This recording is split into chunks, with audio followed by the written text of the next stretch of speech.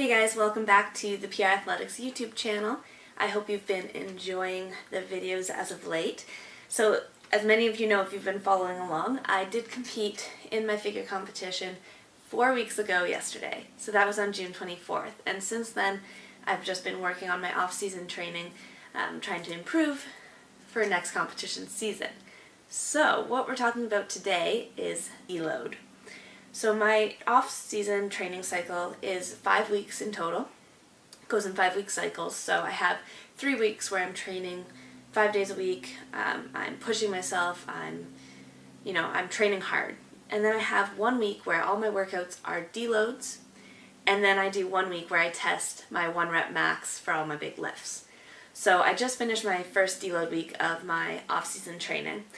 And so I wanted to talk to you guys a little bit about what deloading is and perhaps if it would be beneficial for you. Basically what it is, it's simply a reduction in weekly training either by intensity, so the amount of weight you're lifting, or by volume, so the amount of reps and sets you're performing. For my deload week, I decided to keep my volume the same, so I kept my regular amount of sets and reps, but I reduced my training to 50%. So why should you deload? So I think that there are 4 really good reasons as to why you might want to consider deloading. Number 1 would be to alleviate any stress that you have on your central nervous system, or CNS. Number 2 would be reducing joint and ligament strain. Number 3 would be to reduce the risk of injury. And number 4 would be to give yourself a mental break, so reduce any psychological stress that you may have accumulated over your training. Basically, overall, deloading is going to either reduce or completely remove any effects or symptoms of overtraining.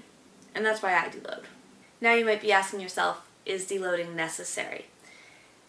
The basic theory of deloading really bases itself on research on how the body deals with physical stress.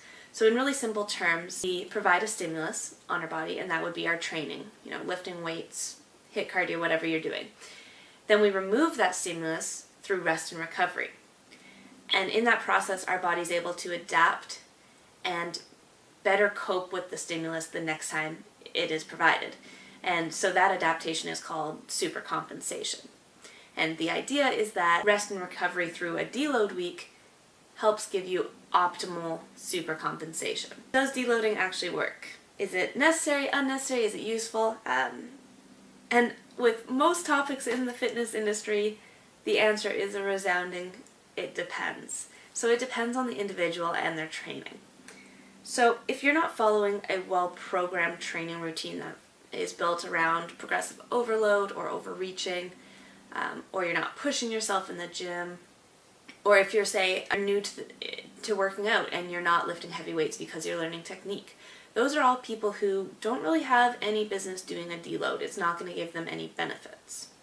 However, if you are someone who's an experienced lifter who's been training for years, who frequently and consistently pushes themselves to their limits, a deload is probably going to be beneficial in your training routine.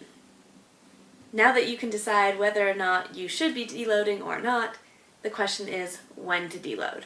And again, this is so individual, and it really just depends on the person and how they're training and their goals and all those fun things. But there are 3 indicators that I really believe in, and the first one would be if you're getting weaker.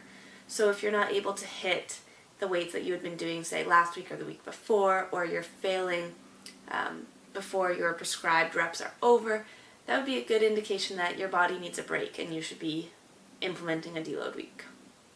Number 2, if you're having sore joints. So if you're an otherwise healthy individual and, let's say every time you go to squat with proper technique, your knee is screaming at you in pain, it's a good indication that your body needs a break. It needs to be able to fully recover in order for you to actually train. And then number 3, after a meet or any other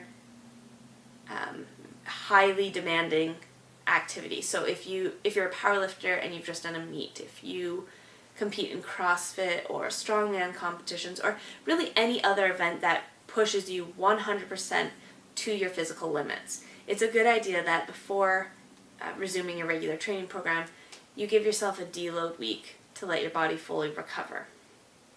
So that's kind of Deload 101, guys. Short, sweet, and simple. I know there's a lot of information out there and it can be hard to kind of sift through it all and decide what's best for you, but you don't need to overcomplicate things. Overall, you just need to listen to your body, and if it needs a rest, to give it that rest. And whether that's through a traditional deload week where you reduce your weights or your volume, or taking a week off from training altogether, or just changing up the activity. It's whatever works best for you and that improves your own training. So I hope you guys have enjoyed the video. If you did, give it a thumbs up as always, and if you have any questions or just want to say hi, do so in the comment sections below because we love hearing from you. That's it, guys. We'll see you on my next video.